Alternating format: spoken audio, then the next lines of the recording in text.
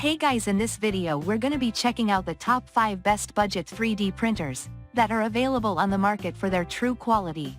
I made this list based in my personal opinion and hours of research and have listed them based on popularity, quality, price, durability, user opinions and more. If you want to see more information in the updated price, you can check out the description below and also make sure subscribe for more reviews. Okay, so let's get started with the video.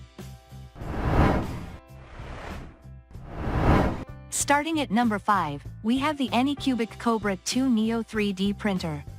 The Anycubic Cobra 2 Neo 3D printer is consistently recommended as one of the best 3D printers for just about anybody, yet it comes in at a surprisingly low price, even touching below the $200 mark when on sale.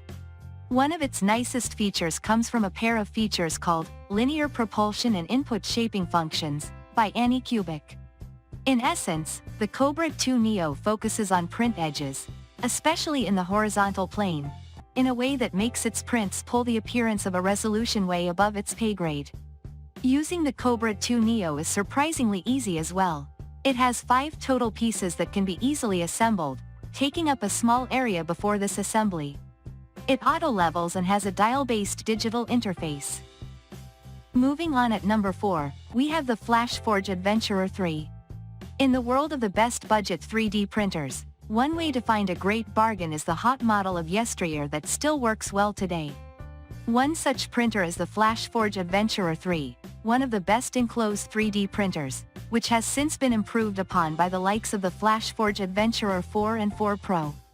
The older 3 model is just as good as it was back then, and quite better if the main factor you look at is price. Due to its enclosed design, it is more or less plug and play. Within, you'll find an HD camera to let you see what's happening inside. This is great, as it allows inspection of the print's first layer, the one most likely to have issues. At number 3, we have the Elegoo Mars 4. To create something with a higher degree of resolution, you may find yourself wanting something like the Elegoo Mars 4. Depending on settings, it has a layer thickness that can go as low as 0.01 mm and an XY resolution of 0.05 mm, 2560 by 1440p on its screen, to give you a cutting-edge print with tons of control. We particularly like how it comes with almost everything you need to print, including a scraper, adjusting tools, and gloves. This complete bundle of included items, combined with the estimated 20,000-hour lifespan of the LED light source needed to harden the resin, makes this the best value budget 3D printer you can find. At number 2, we have the Toybox 3D. Though the Toybox is marketed to kids, we're billing this as a great printer for just about anybody and an excellent 3D printer for beginners. As you'll see in our Toybox 3D printer review, the initial setup is overall simple, but there are a couple of places where the process could be made clearer for the overly cautious first-timer. You'll also find that once you're ready to go, everything more or less just works. The website guides you through making prints in such a way that you don't need to overthink anything, and we estimate that you can sort of wander through the process of unboxing and arrive at a usable print. Try the whistle for a quick one, within an hour, possibly shorter. And finally at number 1, we have the Anycubic Photon Mono 2. If you aim to make small 3D prints for cosplay or create cool 3D printed miniatures for your next role-playing session, going for a printer that provides intricate details, but the small scale might be perfectly up your alley.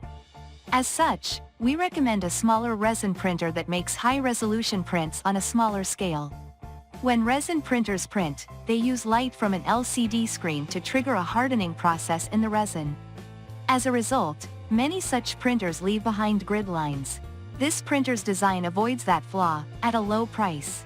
You'll also find high value in the included parts, which include gloves, a spatula, a funnel, and more that you need to get started with 3D printing in resin. Thanks for watching, and that's all for now. I hope to see you guys in the next video. Till next time.